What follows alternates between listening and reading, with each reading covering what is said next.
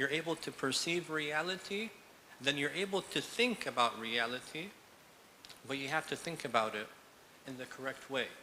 It has to humble you. You have to do things that benefit other people, for example, and use them in a divine way. So this is the second form of comprehension. First is sensory. Second is reason, the mind, the brain. Another verse that talks about the reason, وَسَخَّرَ لَكُمُ اللَّيْلَ وَالنَّهَارَ وَالشَّمْسَ وَالْقَمَرَ وَالنُّجُومَ مُسَخَّرَاتٌ بِأَمْرِهِ إِنَّ فِي ذَلِكَ لَآيَاتٍ لِقَوْمٍ يَعْقِلُونَ. He has made the night and the day subservient unto you, and the sun and the moon and the stars are subservient by his command. Truly in that are signs for a people who understand. Again, using understanding to analyze the world around us, even though there's planets, there's stars, there's the moon, there's the sun, to contemplate all of this and understand our reality. Now, there's a third way of comprehending reality, a third faculty that God had given us as well. And that is the intuitive, that's related to the spirit. So first are the senses, the outer five senses. Second is reason, which we use our brain for. And thirdly is intuition, and that's related to our soul. Our soul is also able to comprehend certain truths that neither our senses nor our mind are able to comprehend. It's a higher form of reality, a higher form of truth. And Allah subhanahu wa ta'ala wants us to engage with that and wants us to awaken it. In one of the verses, Allah subhanahu wa ta'ala says, سَنُرِيهِمْ آيَاتِنَا فِي الْآفَاقِ وَفِي أَنفُسِهِمْ حَتَّى يَتَبَيَّنَ لَهُمْ أَنَّهُ الْحَقِّ أَوَلَمْ يَكْفِ بِرَبِّكَ أَنَّهُ عَلَى كُلِّ شَيْءٍ شَهِيدٌ. Allah says, we shall show them our signs upon the horizons and within themselves till it becomes clear to them that it is the truth. Does it not suffice that your Lord is witness over all things? Allah's talking about signs within ourselves that allow us to realize the truth, this intuitive understanding, this intuitive feeling that we have that allows us to grasp the reality of the absolute and the reality of the divine. So this is a third mode of comprehension. Now, when it comes to emotions, which of these three is it related to? Is it related to the mind? Is it related to the soul? Is it related to the senses? Or is it related to all of them? Because as human beings, we feel things, right? We feel different types of emotions. Sometimes, from the moment we wake up in the morning, we begin to have certain emotions. The moment you open up your eyes, you're either happy, you're sad, you're in grief. There's some form of emotion that comes with waking up in the morning. And then throughout the day, every moment that passes by, you have some form of emotion. There's not a moment that passes by that you don't have a certain emotion or feeling inside of you. You might not be thinking about it, might not be conscious of it, but throughout the whole day, we are filled with different types of emotions. Some people have control over emotions. Some people don't have much control over their emotions. Those who don't go through roller coasters throughout the day, right? They wake up, they might be very happy individuals. After 5 seconds, they remember something that's not very pleasant in their life. Their mood changes into something bad. And then they open the fridge and they find their leftover pizza. They're like, oh, amazing, I got good breakfast. They're happy again.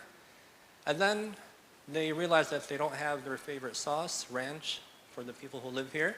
Their mood goes back down again. So you go through these different changes of emotions based on whatever's happening in your external life. Someone like that goes through a lot of struggles and difficulties. Now, why do you have a lot of changes in your emotional feelings? It could be related to many different things. Sometimes we're not taught as children how to navigate our emotions.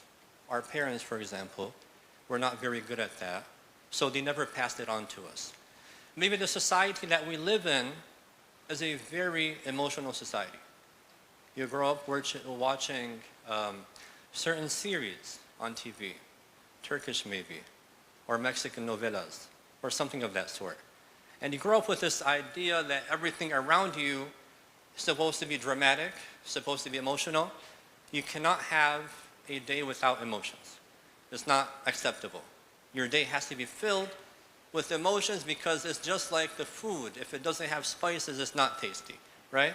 Maybe you grow up with this kind of mentality and you think that emotions are a necessary part of life and that the more emotions I go through, the better the life that I have.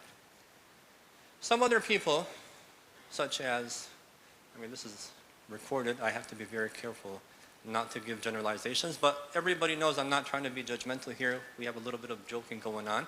But if you go to certain European countries, a country that I study in at certain times, for example, like the German culture, they're known to be very cold people, very unemotional for the most part. You walk down the street and you see the faces of the people and there's no expression of anything on those faces. Not a lot of, if you express emotions to certain cultures and certain cultures, they get confused. They don't know what to do with that. They don't know how to react to it. Sometimes they become very angry.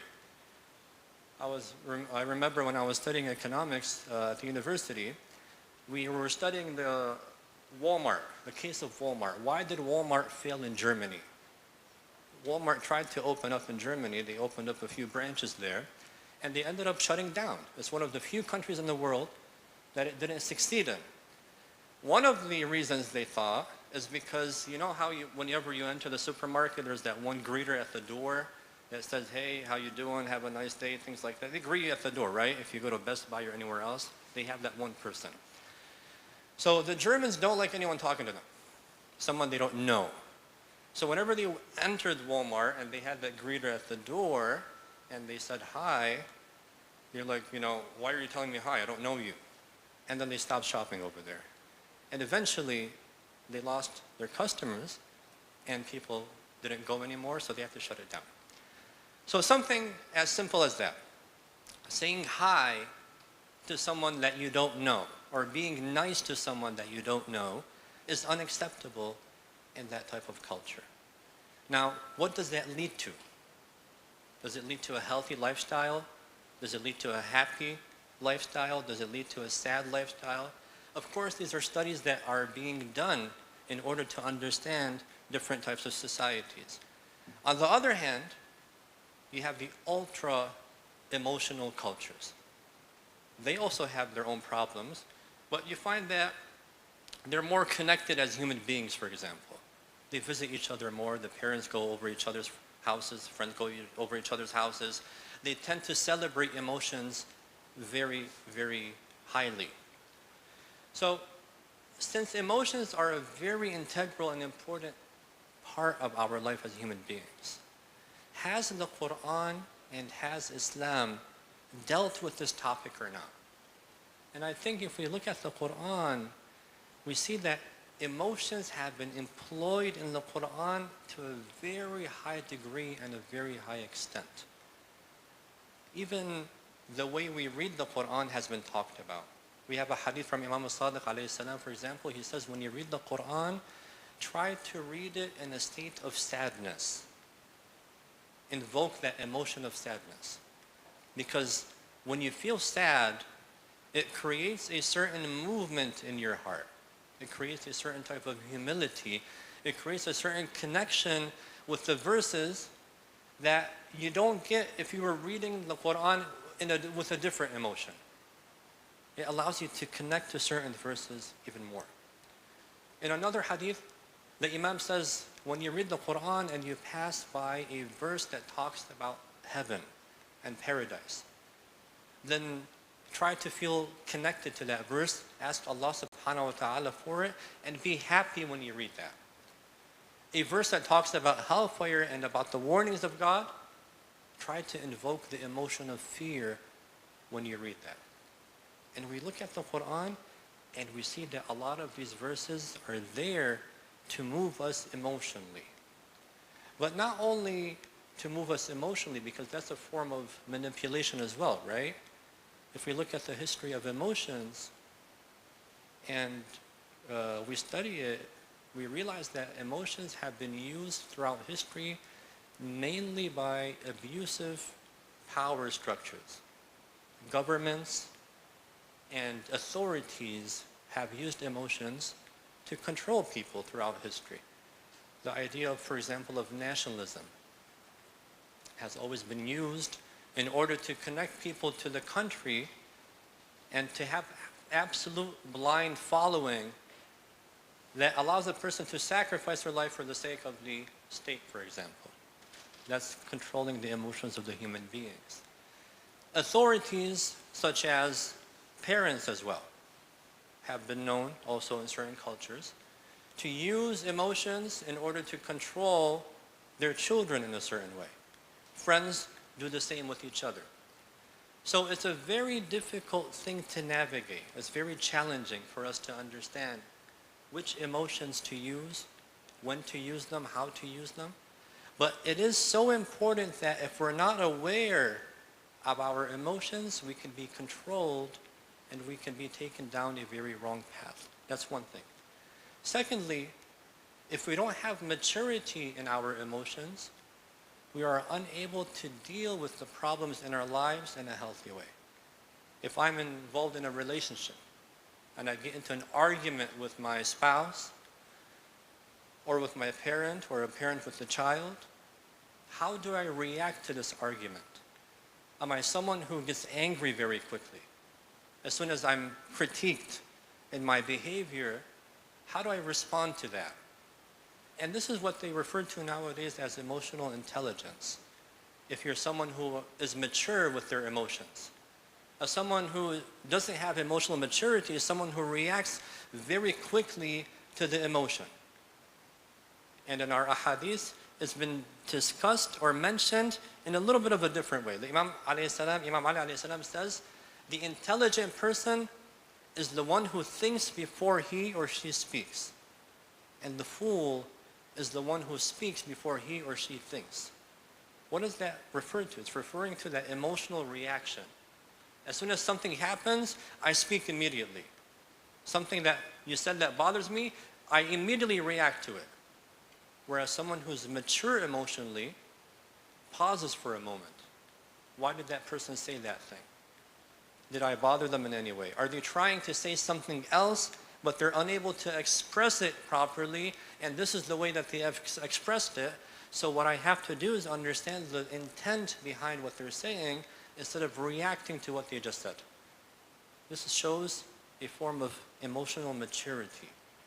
If you're in an argument with someone, and you are the one who's always looking to find a solution to the problem, instead of engaging in the argument with the other person where you don't get anywhere, then you are an emotional mature person.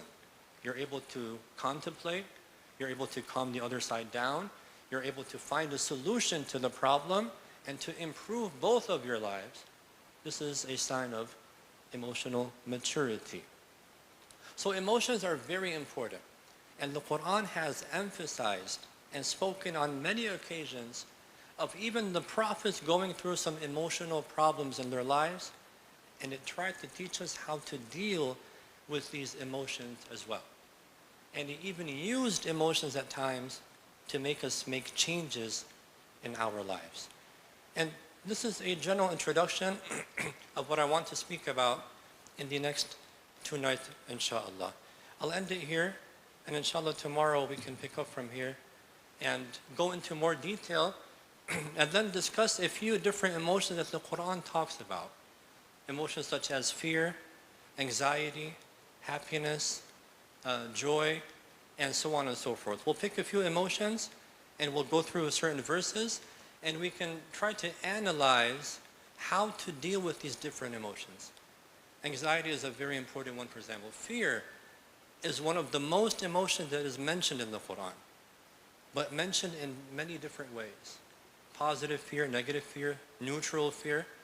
The prophets even went through fear themselves. But it's a very strong emotion that we experience as human beings. A lot of us have fear. Well, happiness has been mentioned equally as much as fear as well. So these are things that hopefully we can go through in the next few nights, inshallah. And we ask Allah subhanahu wa ta'ala to accept our prayers and our fasts and to help us and assist us in understanding His holy book in a deeper and more profound sense. Walhamdulillahi Rabbil Alameen wa sallallahu ala Muhammadin wa alihi at-tayyibin at-tahirin.